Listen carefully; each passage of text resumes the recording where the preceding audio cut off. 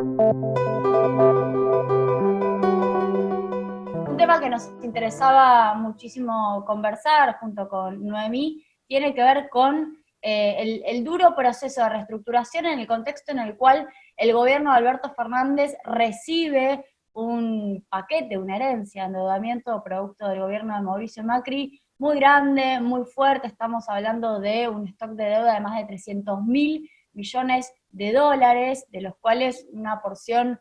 muy importante, más de la mitad, están nominados bajo ley extranjera, lo cual significa una pérdida de jurisdicción muy importante para la economía argentina, y luego además tenemos un 80% emitido en moneda extranjera, lo cual le agrega a la pérdida de jurisdicción la pérdida de soberanía monetaria. Estas fueron las condiciones de inicio para la reestructuración iniciada por el ministro de Economía, Martín Guzmán, y lo que encontramos fue una negociación de deuda muy dura que arranca en abril. Cuando se había puesto un deadline, se había autoimpuesto un deadline el gobierno de Alberto Fernández para el 31 de marzo, precisamente para poder decir, bueno, reestructuramos la deuda, una pesada herencia macrista claramente, porque si bien el endeudamiento en 2015 todavía era, bueno, relativamente importante en pesos, no tenía la misma incidencia en dólares y no tenía la misma incidencia en el Producto Bruto Interno. Bueno, ese deadline en marzo se vio absolutamente distorsionado por la pandemia, que llegó pocos días antes del vencimiento que se había pautado para reestructurar la deuda, y lo que nos encontramos es de cualquier manera de una decisión de parte del gobierno nacional de el 15 de abril presentar un plan de reestructuración, la misma oferta, dijo el ministro Guzmán, que habían planificado en diciembre de 2019, la misma oferta se sostuvo allá por el mes de abril, y una discordancia muy clara se dio en aquella primera oferta entre lo que proponía el Estado Nacional y lo que proponían o lo que querían, lo que pretendían los acreedores externos, que fundamentalmente estamos hablando de grandes fondos. BlackRock quizás fue el más conocido, Greylock fue otro, Ashmore fue otro, básicamente grandes acreedores del mundo financiero concentrado, que además en algunos casos manejan más fondos que los presupuestos públicos, que los presupuestos de algunos estados nacionales, y lo que encontrábamos eran pretensiones muy, muy diferentes a lo que de verdad se apostaba. Argentina quería reestructurar en torno a $40, $45, se relajó un poco más por cada 100 de valor de paridad, es decir, por cada bono que originalmente se emitió con un valor de 100, Argentina ofrecía pagar $40, eso fue al comienzo, en la propuesta de abril, y estos fondos primero pedían $70, luego redujeron su aspiración a unos $60, $65, pero esa brecha se mantuvo como una discusión política muy fuerte entre abril y yo diría el momento, hasta último momento de la reestructuración en el mes de agosto. Fue una reestructuración que también midió finalmente el poder político que tenía un Estado nacional de un país emergente como es Argentina frente a este poder económico concentrado, y se encontró con, yo diría, una discusión, esta negociación que finalmente es una discusión a nivel global, que existía antes de la pandemia y que la pandemia puso sobre la escena con mayor relieve,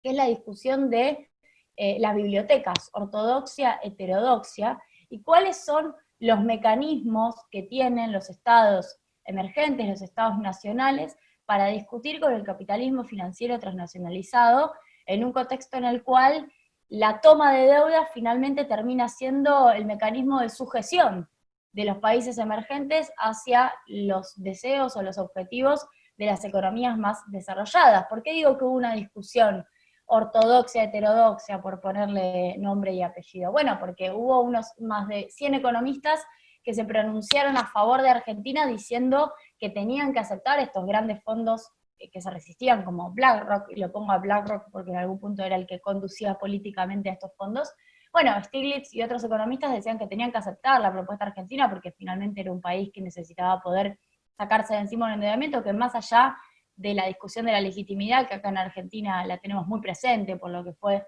una legitimidad dudosa, porque Mauricio Macri no ganó diciendo que nos iba a endeudar y a sujetarnos a los designios del Tesoro de Estados Unidos y de los grandes capitales de inversión, sino que ganó diciendo otra cosa, con lo cual hubo una especie de fraude en relación a lo dicho y a lo hecho después. pero me parece importante la defensa que un grupo muy importante de economistas, y acá suscribo, hicimos de las herramientas para defender la soberanía nacional que había que lograr reivindicar de parte del Estado argentino y de parte de todos los estados emergentes, porque el problema de la deuda es un problema histórico que viene de antes y va a seguir existiendo, y esas herramientas tenían que ver con poder lograr niveles de aceptación más fácilmente alcanzables, producto de la discusión sobre las cláusulas de acción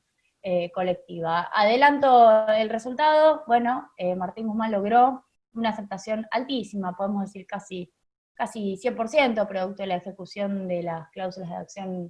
colectiva de ley extranjera, y una decisión muy interesante que se tomó desde el Ministerio de Economía, que se llevó al Congreso, fue darles el mismo trato a los bonistas bajo ley local. Y esto me parece súper interesante, producto de las discusiones que estamos teniendo en relación al dólar, y a cómo hacemos para que se intente ahorrar en moneda nacional, cómo hacemos para que el peso deje de ser una moneda tan vapuleada y con tanta pérdida de credibilidad, y cómo hacemos para recuperar un poco nuestra soberanía monetaria. Bueno, una parte importante de eso tiene que ver con dejar de destratar a quienes compran bonos bajo ley nacional y siempre tratar mejor a quienes compran bonos bajo ley extranjera. Lo que se hizo fue darles igual trato, lo mismo que les ofrecí a los bonistas, acreedores, bajo ley extranjera, fundamentalmente bajo ley de Nueva York, bueno, te lo voy a dar a vos que compraste un bono, una letra, un título que está regido por la ley nacional, por la ley local, por la ley argentina. Creo que la reestructuración de la deuda fue un gran acierto y finalmente metió un gol importante el gobierno de Alberto Fernández y de Cristina Fernández de Kirchner a lograr el acuerdo. Claro que ahora queda, y le doy el pie a Noemí, queda la otra parte que es la renegociación con el Fondo Monetario Internacional. Bueno, efectivamente, hace pocos días el gobierno comenzó formalmente, mejor dicho, por la carta firmada por el presidente del Banco Central y el ministro de Economía, Martín Guzmán, solicitó al Fondo Monetario comenzar formalmente la renegociación del enorme préstamo de 45.000 millones de dólares desembolsados que el Fondo Monetario le realizó a la Argentina en solamente 13 meses, desembolsados solamente en 13 meses, entre junio de 2018 y julio de 2019. Ahora, este monto es muy grande, 45.000 millones de dólares es 13% de toda la deuda pública, un porcentaje equivalente, más del superior al 14% del Producto Bruto, es una enorme suma que representa una exacción muy grande si Argentina tuviera que pagarlo en el plazo que originalmente se previó. ¿Por qué? Porque los vencimientos, así como los desembolsos fueron concentrados, los vencimientos también están concentrados en muy poco tiempo. Empezaríamos a pagar el año que viene, septiembre de 2021, y en 2022 y 2023 tendríamos que pagar el grueso de esos 45.000 millones de dólares. Imposible, tanto desde la disponibilidad de las divisas como desde el sacrificio del presupuesto, porque habría que desplazar un montón de otras partidas muy necesarias para poder atender esa deuda. Ojo, porque los intereses de unos 1.000 millones de dólares anuales los venimos pagando desde el primer trimestre en que se desembolsó ese préstamo. Técnicamente no es un préstamo, pero vamos a considerarlo así, porque el Fondo Monetario solamente le hace préstamos a los países muy pobres, a los países de ingresos medios. Son otro tipo de operaciones que no son préstamos, pero no viene al caso ahora irnos a ese tecnicismo. El fondo es un organismo multilateral del sistema de las Naciones Unidas, está conformado por estados y países miembros. Hay algunos que no son estrictamente estados, pero esa es la categoría para ser miembro, quiero decir, no puede cualquiera ser miembro del fondo. El Fondo Monetario Internacional tiene como principal misión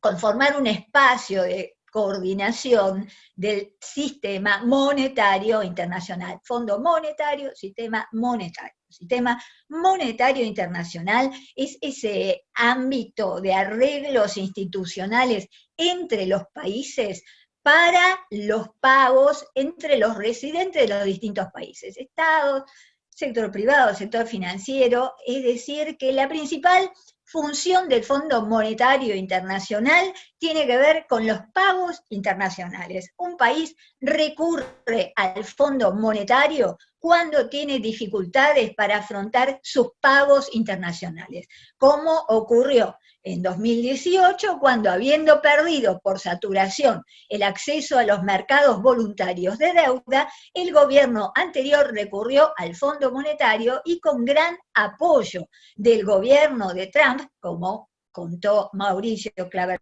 Carone, actual presidente del Banco Interamericano de Desarrollo, rompiendo la tradición de que lo sea un latinoamericano. Claver Carone contó muy frescamente que había recibido el Fondo Monetario, las autoridades del Fondo Monetario Internacional, muchísima presión de Trump directamente para que ese préstamo gigante le fuera otorgado a la Argentina, a pesar de la oposición de países europeos, y que la Argentina no cumplía las condiciones para recibir semejante acceso ampliado, que le fuera otorgado para ayudar a Macri a llegar a las elecciones de octubre del 2019 sin crisis, cosa que no ocurrió, no pudo ser. Es decir, el préstamo estuvo mal otorgado, fue un préstamo que llegaba a casi 12 veces la cuota de la Argentina, es decir, por encima de cualquier límite normativo, del normativo dentro del fondo, y que además la Argentina no cumplía las condiciones como para acceder a semejante monto, y mucho menos para recibir esos desembolsos tan, como dijimos, tan concentrados. Ahora, el Fondo Monetario Internacional, por lo que acabo de decir, como se darán cuenta, no es un organismo neutral, no es un organismo puramente técnico y neutral, sino que recibe mucha influencia y muchas veces opera como un brazo más estratégico y a favor de las corporaciones de los principales países miembros. El principal país miembro es Estados Unidos, la sede principal del fondo está en Washington, se imaginan qué fácil que es no sé, cruzar la calle, por ejemplo, o simplemente frecuentar los mismos ambientes. En suma, cuando se negocia con el Fondo Monetario Internacional, no se lo hace desde unas cuestiones puramente técnicas, ni mucho menos, sino que tienen muchísimo que ver las vinculaciones, los intereses, incluso hasta las leyes que el Congreso estadounidense sanciona, porque en el Congreso hay, como en todos los congresos, mucho trabajo de lobby, entonces a veces ciertos grupos de intereses logran que el Congreso estadounidense apruebe leyes para que a través de los mecanismos que ellos tienen institucionales o legales, que tienen armados, influyan los intereses de los bancos, de las corporaciones, de determinados grupos, para que el Fondo Monetario tome determinado tema en la agenda, o que el representante de Estados Unidos en el fondo vote de determinada manera, o influya, negocie con otros países a cambio de otras cosas, también para que voten de determinada manera. En suma, en todo este ambiente es que estas negociaciones con el Fondo Monetario que ha emprendido nuestro gobierno van a desenvolverse. Ahora, un tema nuevo ya lo viene hace rato, pero es importante, me parece que el gobierno tiene y está tomando estos temas, porque ese sí no es un tema perjudicial, depende de cómo se instrumente, es la cuestión ambiental. Esta nueva directora gerente del fondo, ya no es nueva, pero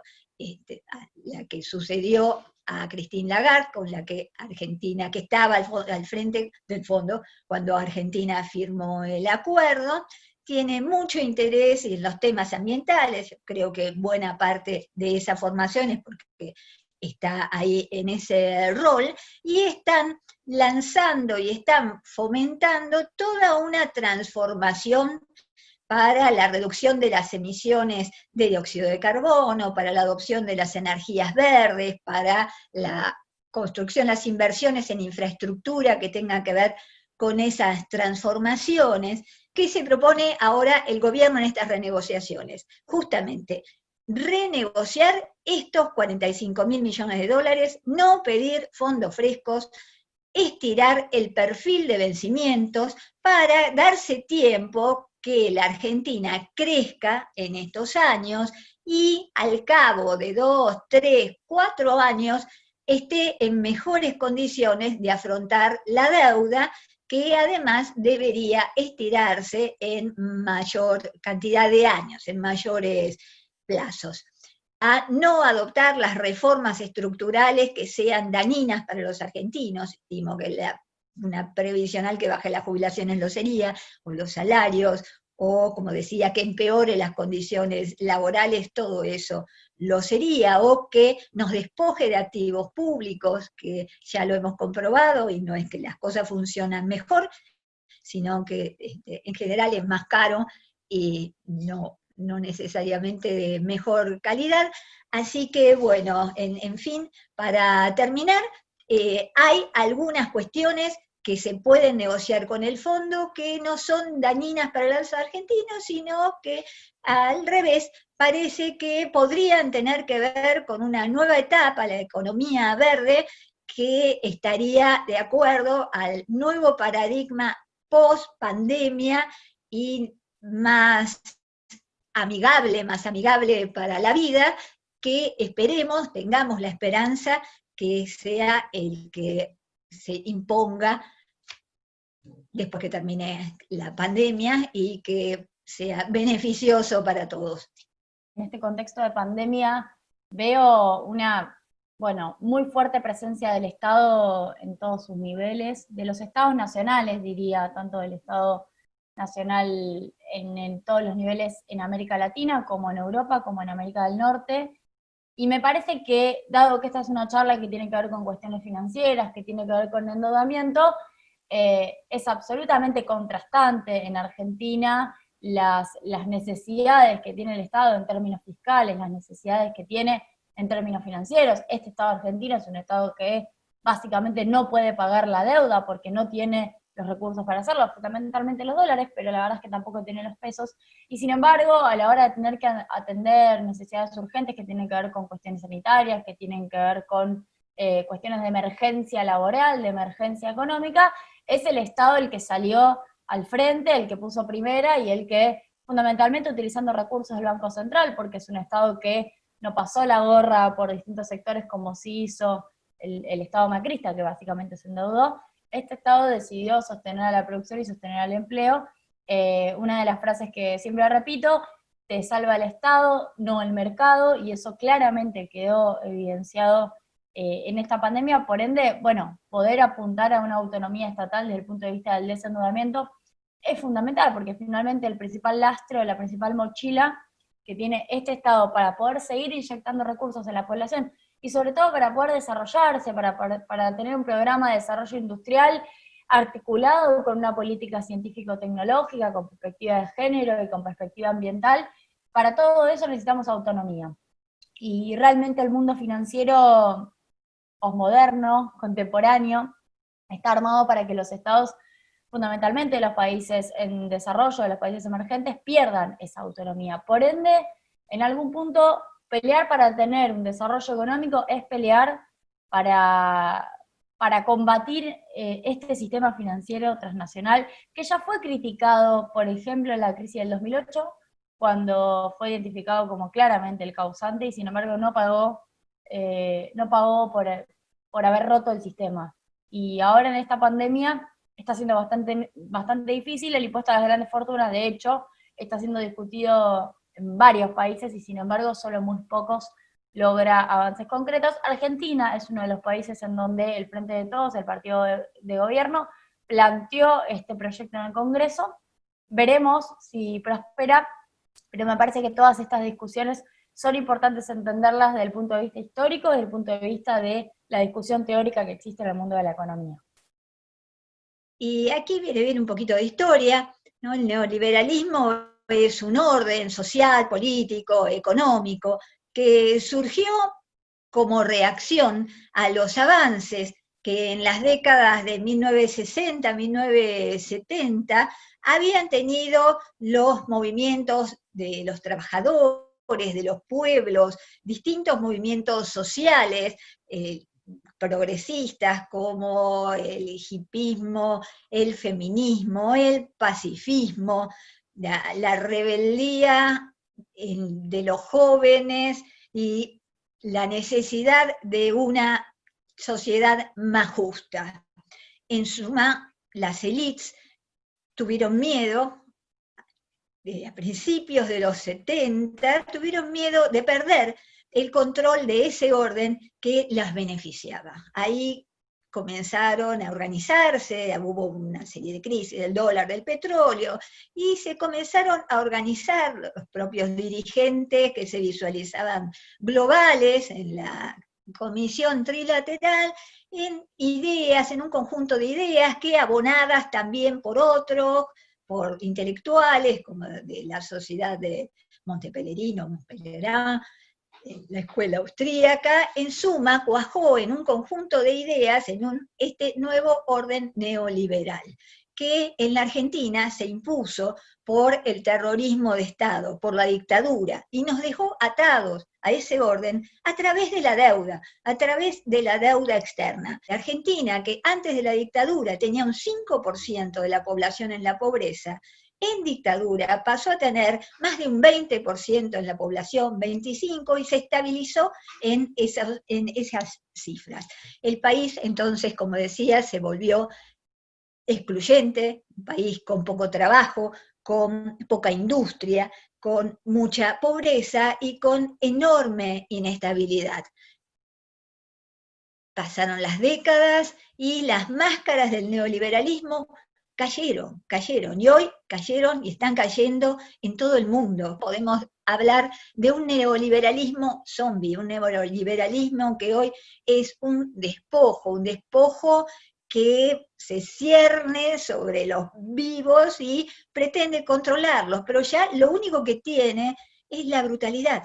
para imponer esas políticas. Ya lo vemos en los países vecinos, el lawfare, los golpes de Estado, la manipulación de la justicia, de los medios, ya no tiene ningún medio legítimo, no puede enarbolar su verdad porque ya lo conocemos demasiado como para imponerse. Así que me parece que la discusión sobre el orden neoliberal en sus posibilidades de supervivencia en la era post-COVID nos sugiere que ese orden está agotado y que es necesario uno nuevo, un mundo más justo, más una sociedad, un mundo y un país más justo, más incluyente, donde haya lugar y bienestar para todos y todas.